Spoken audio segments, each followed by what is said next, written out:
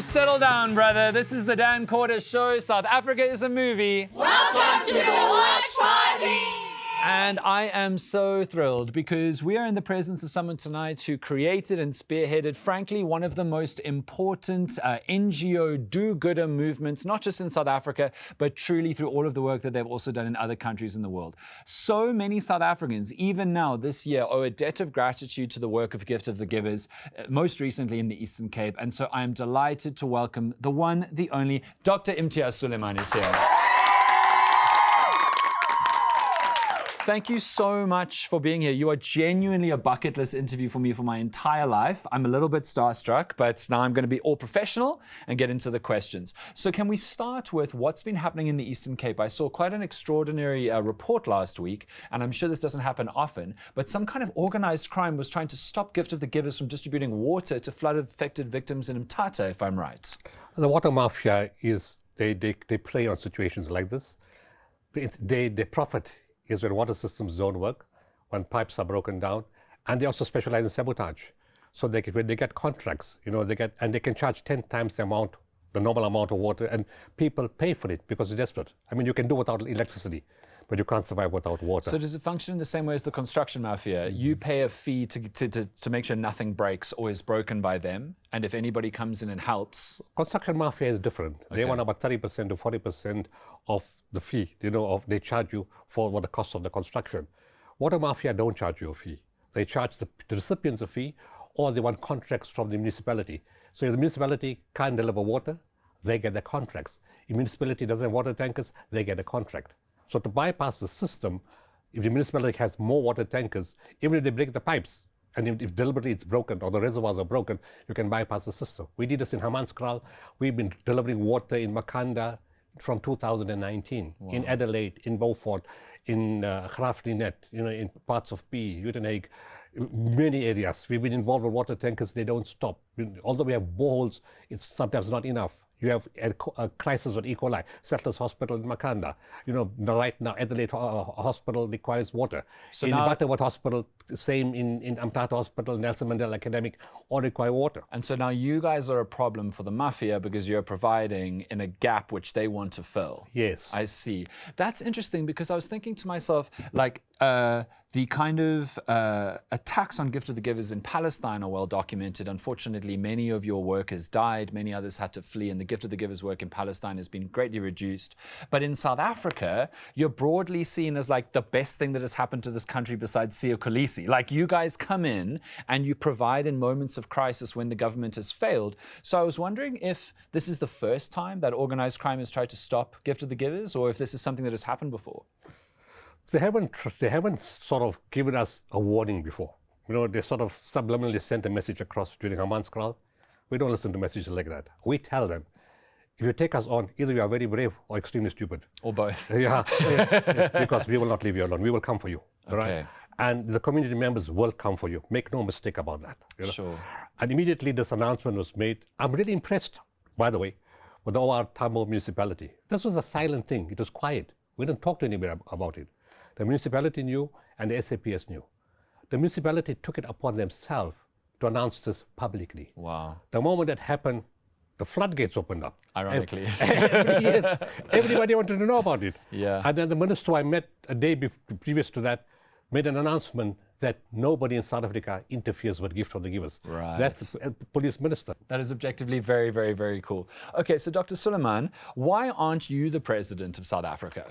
Oh.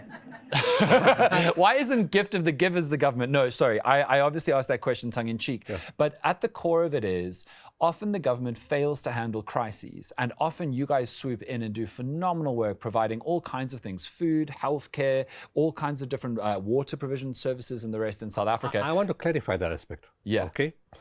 We work very closely with government. Of course. And they've asked me many times what is wrong with their system. There's a serious problem with the system in terms of the bureaucracy, the red tape, and the system of the mechanism of implementation. The problem is there's not one central command. Right. Is it human settlements? Is it local government nationally, human settlements nationally? Is it provincial? Is it the municipality? Is it provincial disaster management? Is it the local disaster management? And all that figuring out, then it's too late to help. So nobody takes responsibility, and everybody passes the buck to everybody else. Right. And that's the problem. I spoke I explained that to the social development minister, the previous one, about 2 years ago when the KZN floods happened. I said, this is a crisis. But here in the Eastern Cape, it was a totally different thing. The government, for a government to acknowledge that somebody else is leading the charge, it's not an easy thing to do. Totally. And they came, the president came, we must have met at least 10 or 12 ministers, at least 6 or 8 deputy ministers, with police commissioners, I don't know who else came. And we don't put ourselves above anybody. Because if you take the titles off, eventually we are all human beings. Totally. So there's no ego, no pride, it's about working together. Absolutely. I must say the SAPS have been absolutely brilliant. We have been given SAPS vehicles to drive. Wow. Oh yeah, we're driving their vehicles. The helicopters have been put at our disposal. Wow. We got all 4x4s. We walk in the crowds put together. Right. So the moment we got in, they said, please don't go. I brought in the first team of 6, we went in the 48 hours. Then we brought in another team of 5. Then we brought in a third team of 6. And as I'm speaking to you now, the fourth team of 7 is on its way to the airport. Amazing. Because it's too huge an area for people to cover. They get exhausted. Yeah. And now with the water levels dropped, it's more mud and sludge. But working collectively, we've identified where we would find the most bodies, and we've been correct. Okay, so Dr. Sooliman, this is what I've always wanted to ask you.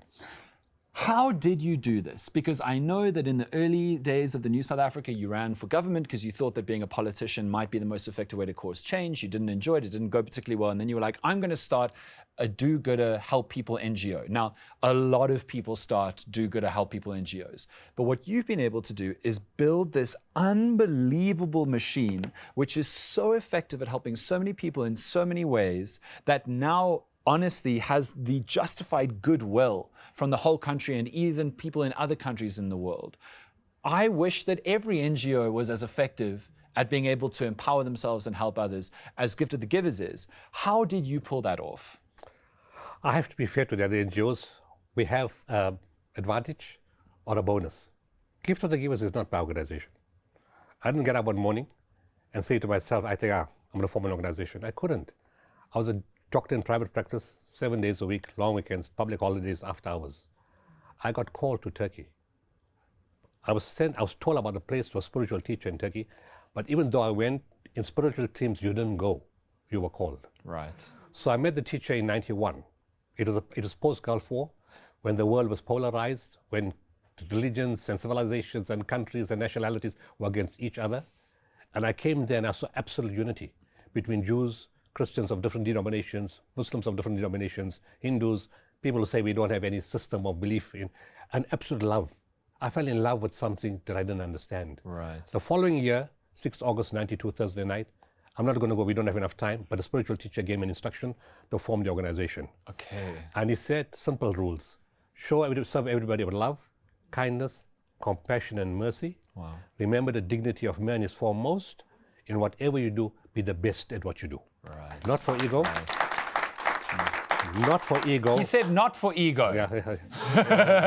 Not for ego, but because you're dealing with human suffering, human dignity. Yeah. And then he said, remember, my son, that whatever you do is done through you and not by you. Right. Yeah. And every time I meet him, he tells me, people will come to you. Okay. You don't have to look for money. Money will find you. There'll be obstacles on the way, but you will overcome everything as long as you remember it's done through you and not by you. Okay. The day the ego sets in, it all collapses. Okay.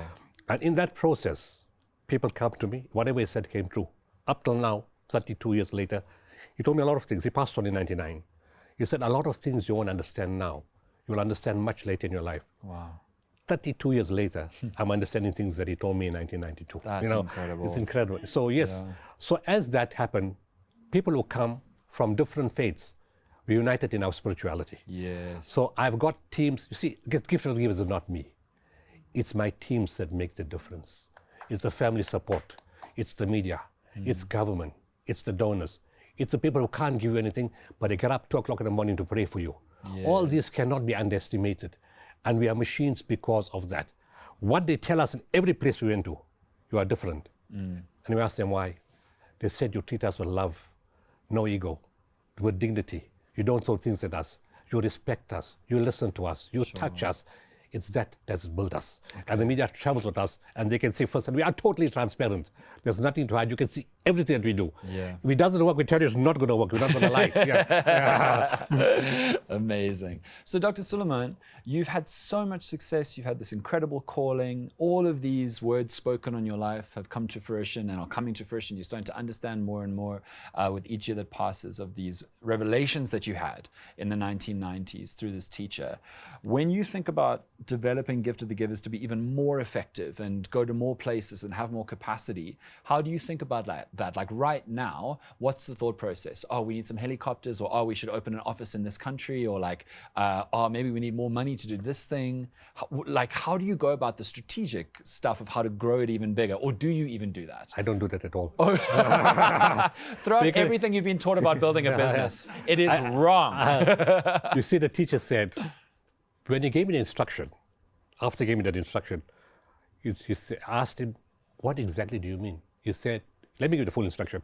My son, he told me in Turkish, okay? I don't speak a word of Turkish. But as a spiritual aspect, I understood everything that he said in Turkish on that night. Okay. He said, my son, I'm not asking you, I'm instructing you to form an organization. The name in Arabic will be Waqful Waqifin. Translated, Gift of the Givers. Oh, I see. You will serve all people of all races, all religions, all colors, all classes, all cultures, of any geographical affiliation and of any geographical location and of any political affiliation. But you will serve them unconditionally. Right. You'll expect nothing in return, not even a thank you. This is an instruction for you for the. This is an instruction for you for the rest of your life. Yeah. Serve people with love, kindness, compassion, and mercy, and remember the dignity of men is foremost, and the rest of the issues. So after I finished off, I asked him, how come you speak Turkish? I understand. And others don't speak Turkish. I don't understand. He said, my son, when the hearts connect and the souls connect, the words become understandable. Yeah. I asked him, what exactly are you asking me to do? Tell me. He told me one line, you will know. Huh.